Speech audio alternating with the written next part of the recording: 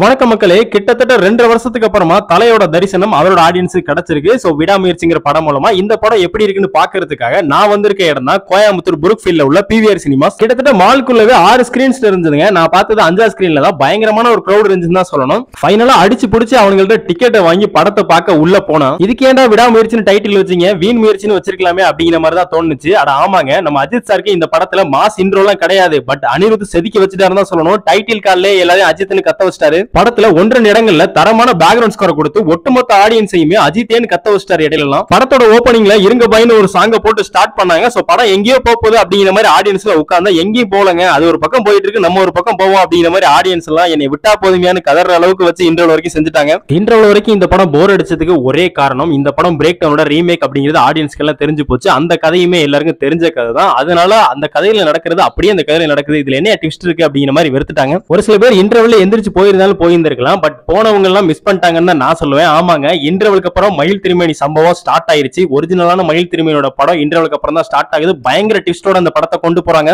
படத்தோட கிளைமேக்ஸ் வரைக்குமே அந்த சேண்டாப்போட ஹைப் குறையாம முடிச்சிட்டாருங்க. சோ உண்மையிலே ஒரு ஃபீல் குட் மூவி அப்படிங்கிற மாதிரி நம்ம கடைசியா எந்திரிச்சு வர மாதிரி இருந்துச்சு. இந்த படத்துல இருந்து எனக்கு பிளஸ்ஸா தோணுது என்ன அப்படின்னா, லியோ படத்துல ஒரு பெரிய மைனஸ் ஒன்னு பண்ணிருப்பாங்க. அதாவது அந்த படத்துல விஜய் தவிர வேற யாருக்குமே ஸ்கோப் கொடுத்திருக்க மாட்டாங்க. அந்த மிஸ்டேக் மட்டும் இந்த படத்துல பண்ணலங்க. இந்த படத்துல அர்ஜுனுக்கு ஈக்குவல் ஸ்பேஸ் கொடுத்திருக்காங்க. எல்லாருக்குமே ஸ்பேஸ் கொடுத்து நடிச்சிருக்காங்க. இந்த படத்துல இந்த மாதிரி ஏதாவது சொல்லி மனசை தேத்திக்கிட்டாலும் கொடுத்த காசுக்கு ரெட்ரோ படத்தை டீசரை பார்த்துட்டு வந்தேன் அப்படிங்கிற மாதிரி ஒரு ஃபீலோட வெளில வந்தேன். வெயிட் பண்ணி பார்ப்போம், ரெட்ரோவாது சூர்யாவுக்கு ரீ இன்ட்ரோவா இருக்குமா இல்ல மறுபடியும் ரீ ஆப்பா இருக்குமான்னு. ஃபைனலா விடாமுயற்சி படம் நான் பார்த்த வரைக்கும் ஃபர்ஸ்ட் ஹாஃப் போரா போகுது, செகண்ட் ஹாஃப் பெஸ்டா போகுதுன்னு தான் நான் சொல்லுவேன். அதான் செகண்ட் ஹாஃப்ல அந்த கிளைமேக்ஸ் எல்லாம் அனிருத் செதுக்கி வச்சிருக்காருன்னு தான் நான் சொல்லுவேன். கண்டிப்பா இந்த படத்தை எல்லாரும் போய் திரையரங்குல பாருங்க, உங்களுக்கு ஒரு குட் எக்ஸ்பீரியன்ஸ் இந்த படம் கொடுக்கும். நான் இந்த விடாமுயற்சிக்கு படத்துக்கு கொடுக்கிற ரேட்டிங் எவ்வளவு அப்படின்னா, ஃபர்ஸ்ட் ஹாஃப்க்கு 5க்கு 1 தான் கொடுப்பேன், செகண்ட் ஹாஃப்க்கு 5க்கு 5 கொடுக்கலாம். அந்த அளவுக்கு பயங்கரமா இருந்துச்சு. மொத்தமா 10க்கு 6 தான் இந்த படத்துக்கு நான் கொடுக்கிற ரேட்டிங். இந்த படம் பத்தி ரிவ்யூ கேட்டுட்டு இருக்க உங்களோட நண்பர்களுக்கு இந்த வீடியோ ஷேர் பண்ணுங்க. நம்ம சேனலை மறக்காம சப்ஸ்கிரைப் பண்ணிருங்க. தேங்க்யூ நண்பா.